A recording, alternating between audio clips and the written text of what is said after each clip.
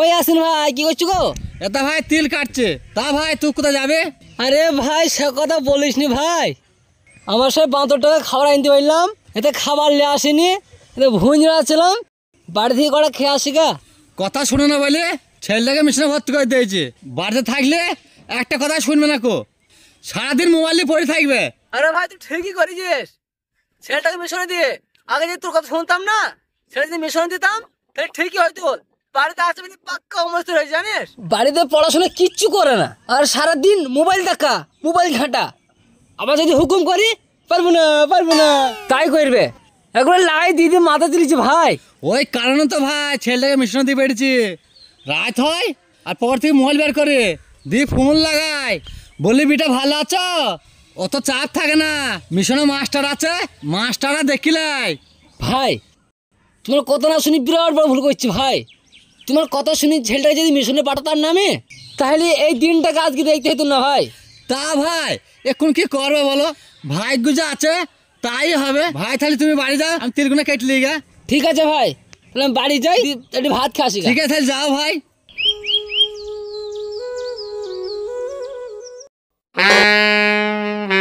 আমি এমন একটা ছেলে জন্ম দিয়েছি, মাঠে খাবারটাও দিয়ে আসতে পারে না, আজ দিন মোবাইল দেখা, আজকে ওকে পাইছ আমরা তুলবো। আমি কই রে এসে ছোড়া আসছে না তোর? আমি ফোন করলাম, সে বলছে আসছে। ঠিক আছে লে, ও আস্তে আস্তে আমাদের একদম খেলা হয়ে যাবে। ঠিক আছে লে, স্টার্ট কর।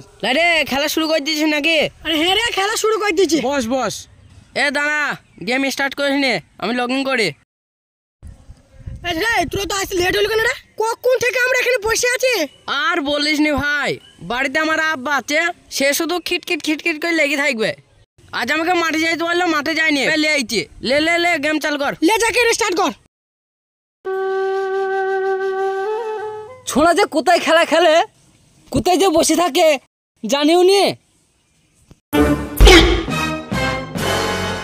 ওই ছোড়াতে কোনো কাজ নয় নাকি রে, সারাদিন মোবাইলই ঘাটে।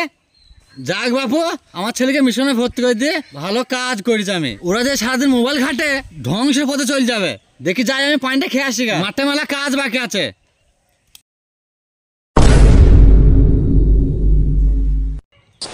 আমার দেখে ছোঁড়ালাই এই খেলাটা খেলা, দাঁড়া দেখাচ্ছে মজা।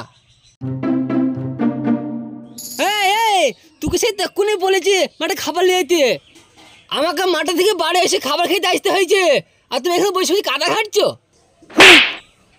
ও মাঝখানে হবে কে রে? আর তোমার সব কথা শুনতে হবে নাকি? এ ভাই পেলিছ। চুচু পিলচু।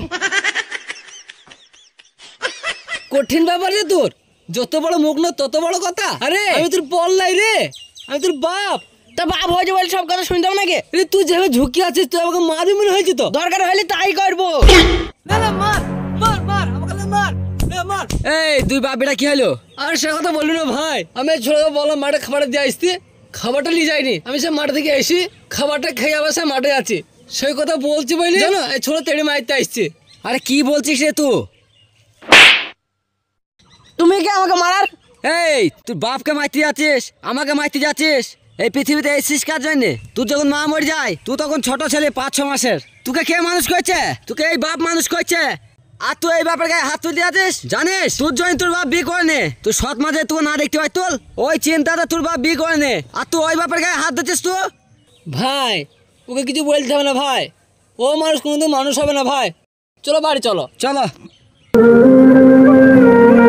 আমার ভুল হয়ে যাবা, আমাকে ক্ষমা করে দাও বাগো, আমাকে ক্ষমা করে দাও, আমাকে ক্ষমা করে দাও। দেখি ছাড়, তোকে পা ধরতে হবে না, আমাকে যতক্ষণ ক্ষমা করবো না পা দেবো না আব্বা। আচ্ছা ভাই ক্ষমা করে দাও। উঠ। সন্তানের ব্যাপারে কোনো বাপই রাগ করে থাকে না জানিস, তুই যা বলেছিস বাপ আমি কিছু মনে করিনি। সন্তান যত যাই করুক, সন্তানের জন্য বাপরা আশীর্বাদই করে জানিস। তুই এখন তুই বুঝতে পারছিস নে, তুই যখন বাপ হবে তখন বুঝতে পারবি। হ্যাঁ আব্বা তুমি ঠিকই বলেছ, আমি যা ভুল করেছি এর ক্ষমার যোগ্য লয় আব্বা, তো আমাকে একটা সুযোগ দাও আব্বা। ঠিক আছে বাপ, তুই ছাড়া দুনিয়া থেকে আছে বল আমার, তা রাগ করে থাকবো। চ বাপ বাড়ি চ। নাজবুল ভাই সাইকেলে আসো না। ঠিক আছে ভাই।